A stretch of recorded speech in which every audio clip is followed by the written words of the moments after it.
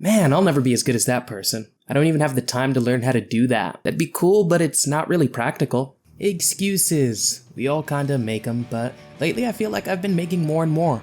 Maybe it's post-graduation stress or something, but time has never felt shorter in my life. The days are just as long, but whenever I think about something I want to do, I feel like I'm just running in circles. It was when I was running in circles, a strange desire hit me. You should watch Fooly Cooley. I ended up rewatching episode 4. I'd watched it when I was a lot younger, and now I'm a 20-something with a head full of random shit. And I wasn't really ready for how much I was able to kind of resonate with it. The episode starts during a baseball match where Naota's team is getting shit on. Everyone on his team whines about how if only they had a star player like Haruka on their team, they'd be able to win.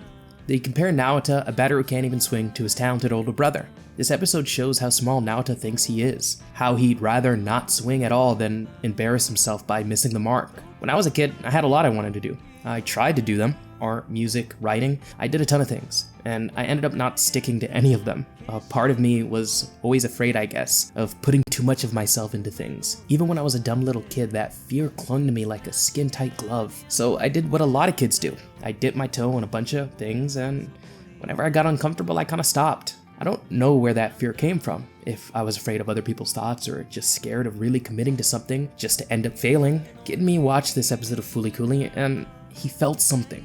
I was looking into an anime-styled mirror. Now as an adult, I still have that same fear.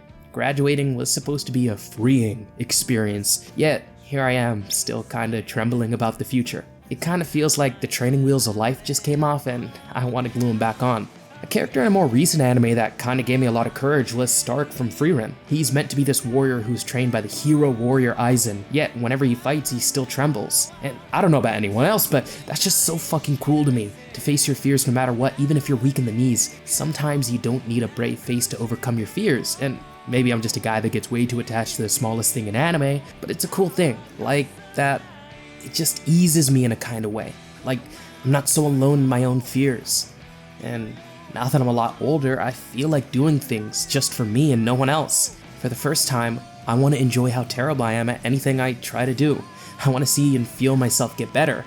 It's a little sad it took an anime to see it, but I can ignore that part. I guess what I'm trying to say is, take that full swing.